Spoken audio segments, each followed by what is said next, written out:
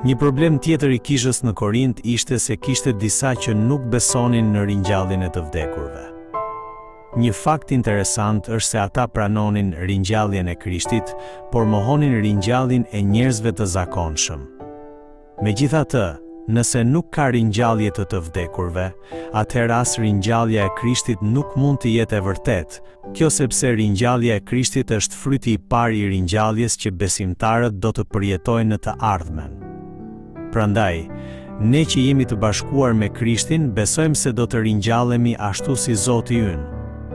Të vdesim bashkë me Jezusin dhe të ringjallemi bashkë me Jezusin. Ky është pikërisht besimi ynë. Pali thekson se në qendër të Ungjillit nuk qëndron vetëm vdekja e Krishtit, por edhe ringjallja e tij. Prandaj, nëse nuk ka ringjallje, atëherë edhe predikimi i atyre që shpallin Ungjillin bëhet i kotë. Kjo do të thotë se apostujt do të ishin dëshmitar të rrem.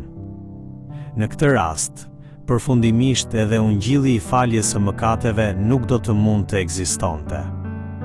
Si i tillë, Ungjilli nuk mund të besohet pjesë-pjesë duke zgjedhur vetëm atë që na pëlqen. Ose duhet besuar i tëri, ose duhet mohuar i tëri. Pra, Ungjilli duhet pranuar në tërësinë e tij.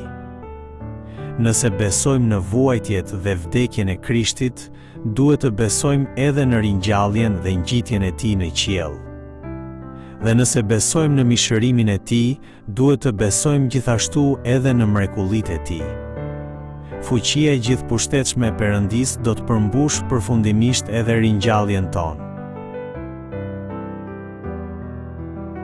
Ringjallja është kuptimi dhe arsyeja e ekzistencës së besimtarit.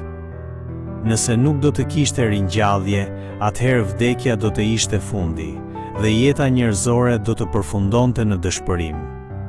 Por, meqense Krishti është ringjallur, ne mund të kemi sigurinë se jeta e Perëndisë vazhdon edhe pas vdekjes. Prandaj, besimtarët jetojnë edhe mes vuajtjeve dhe kufizimeve me shpresën se kjo jetë nuk është e gjitha. Për shkak të këtij besimi, ne mund t'i përkushtohemi jetës sonë të tanishme dhe të jetojmë sipas fjalës së Zotit. Duke pritur jetën e përjetshme, ne nuk jetojmë një jetë të rreme.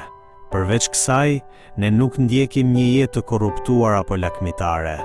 Në këtë mënyrë, besimi në ringjallje përcakton dhe udhëheq jetën tonë.